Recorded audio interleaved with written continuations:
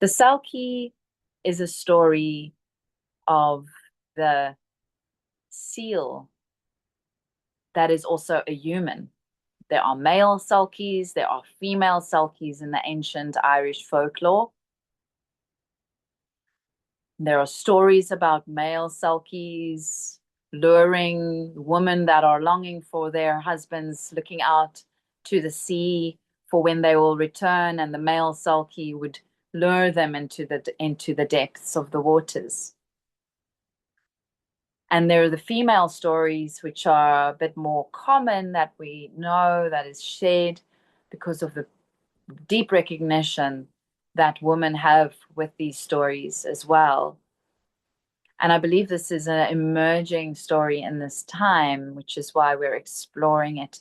It has clues for us to reunify the masculine and the feminine and integrate them in a balanced way so that we may truly lead our families, our businesses, our communities from an integrated space that is not denying the body and the wisdom that comes from the depths of our being.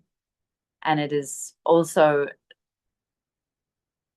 not disassociating from the higher states of being in order to have a physical existence in a very controlled manner. As deep as you can go, so high you can go, as high as you can go, so deep. This is also interestingly true for the voice.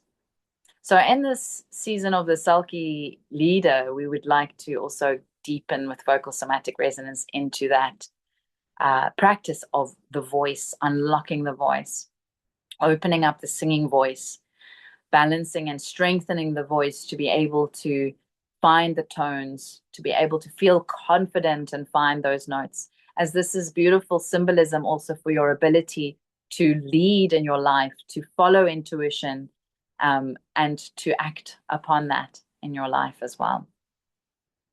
So with the story of the Selkie, just to return to this,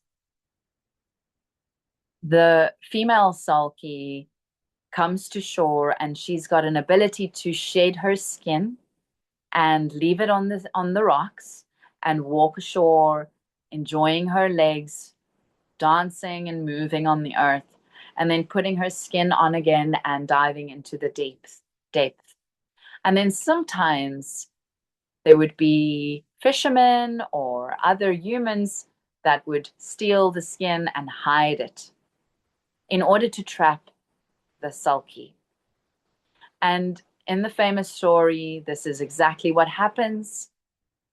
And this female Selkie is forced to stay ashore. She marries and connects with this man and has a child or children, but she longs for her freedom. She feels trapped in this life circumstance on land. She looks out to the oceans. She's feeling forlorn. She's feeling she's lost something of herself.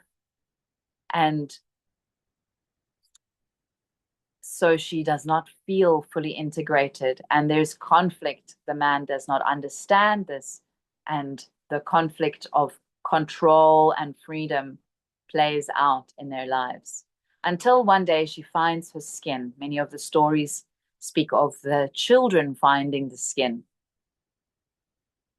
So we can read into this and recognize, if you're a parent, how beautifully children can reawaken our sense of wildness, our connectedness to what is truly authentically happening under the layers of the mind perception of what we think is happening, but the true resonance of life. And you would often find that a child might fall with a parent who is overly protective and controlling, or scared of the child falling. I know certainly I've had moments like that with my own child, and having a quite an open communication of even had him acknowledge that I made him fall because of my reaction to something that was quite trivial. Children are very strongly connected to the wild, and they can bring that back for the woman. And sometimes the woman can leave the family and choose to go completely back into the wild. Some of the stories of the ancient Selkies speak of this in showing how she finds her skin and she immediately goes into the depths, puts it on, goes into the waters, never to be seen again. Some of the stories speak of her returning. And I'd like to look at those returning stories because that brings the opportunity to really unify and create a blessing of a unification of these forces in us.